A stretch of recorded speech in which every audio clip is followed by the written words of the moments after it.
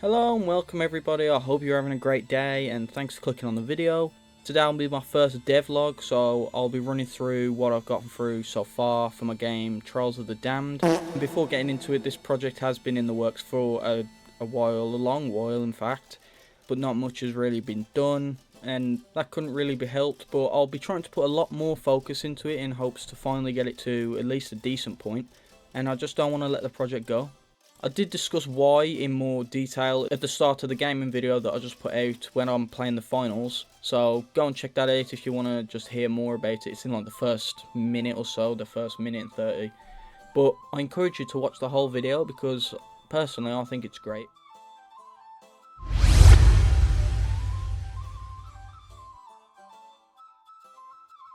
So getting right into it, I had no idea where to start. For the most part, I had a general idea just based on the genre and the type of game that it is, because it's a top-down pixel art roguelike. And I know it's an ambitious project, especially for my first one, but that's really what I wanted to try out. I wanted to test my skills in it. I do have some smaller projects, but those are for a later date. I digress. Unlike what most people would do with the creation of, you know, the mechanics ahead of the graphics, I did the opposite because I wanted the tile map atlases and all that stuff before I'd tested the collision, the movement, the scale, the level randomization and all that. I felt like it'd be a better starting point. That being said, I did get some movement and tile mapping basics laid out from a tutorial by Mercenary Camp on YouTube. In the way of what I made pixel art wise, it spanned across a lot of different tools and styles before I reached the final point. I tried something called pixel art for the first time, and that was for smaller assets like weapons and early renditions of my characters. And then I tried something called Pixie Engine. Some of you might not have heard of that, but I used it for the tile mapping because the canvas size was good and it was free, which was great for me because I'm cheap, but it was really just too finicky to use efficiently, and so it wasn't really ideal. And I bought Aseprite, which I definitely don't regret because it's a perfect all-rounder tool. It allowed me to better animate my stuff. I had the canvas sizes that I needed. The tools weren't, you know, finicky at all, and I could get a lot of efficiency out of it.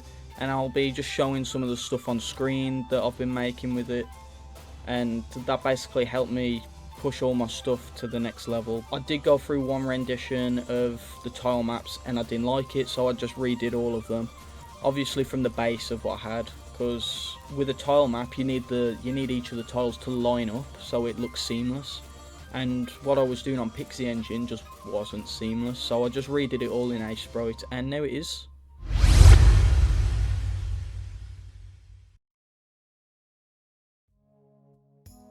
Onto what I did with Unity, and earlier in the resurgence of the channel a situation did happen with Unity that would obviously lead me to questioning the continuation of the game, especially at the relatively early stages because it's easier to just swap over in some cases. I did contemplate switching to Unreal, but being a 2D project, while possible on Unreal, isn't as easy to do as it is on Unity. And since the situation has, you know, since leveled out to a degree, I figured that I should just use the right engine for the projects that call for it. So for this one, because it's 2D, because it's top down, because I need the level randomization, which I'll get onto in a second, I'm going to stick with Unity. And anything where it might be 3D or 2.5D for that matter, I might switch to Unreal. So while sticking with Unity, I imported all of my tile maps in and then went through the tedious process of separating and naming each of the 16x16 tiles. It took ages. The separating was easy enough because I just used the slice mode. I just set 16x16 then just let it do its thing.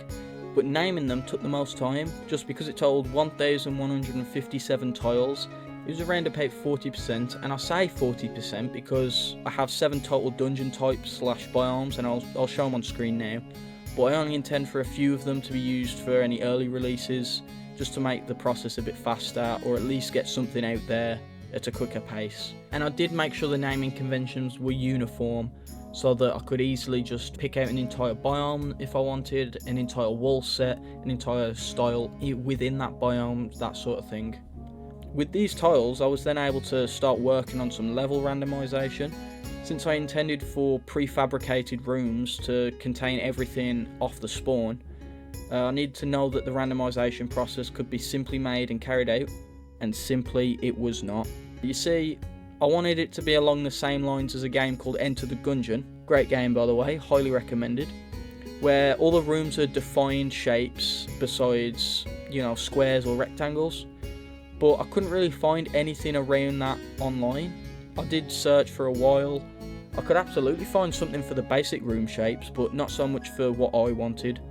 And then I found it, something called Edgar on the Unity Asset Store. It was perfect even before looking at the tutorials and the footage, because it was promoting what I'd been looking for the whole time, the Enter the Gungeon level randomization. I really don't know how I didn't see it sooner.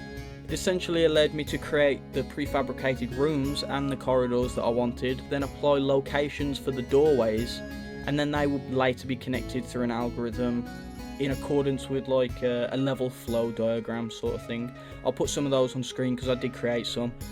It definitely did speed up the process, and I'm sorry if I butcher your name, but thanks to Andrej Nepozitek, I think. Sorry if I butchered your name again, but thanks for the godsend of an add-on. The final thing that I did was create some animations for some of the things that I had created.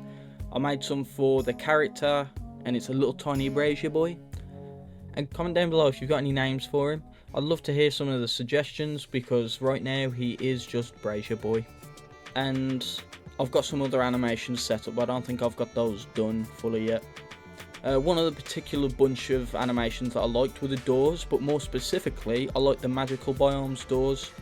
It was sort of a botched job, in my opinion at least, and I'll definitely be getting the terminology muddled up, but oh well. You should know what I mean when it's up on screen. First I created the doors and then the animations for it, and the magical biomes door uses like the very basic one that I did, the very first one. But I needed a mask because I wanted to show like space or some sort of magical sort of effects behind it. So I needed like a mask to be animated as well. So I created like a bright pink mask guide for it, so that's the animation, and the mask just sits over the pink. Then instead of having a locational mask, I'll call it, I just attached it to the player and extended it past the screen's view, because the player won't ever see it unless it's being projected onto a door, and it just makes it so that the user would never see the door without the mask over it, because it's always, out of view when it has no mask. I think that's everything that I did for Unity. I did start making the hub area for the game, but I might be changing that. I made it like a sword shape, then I made it like just a general rectangle, then I made it a corridor with each of the biomes having access doors, but I'll think of something a lot better later down the line.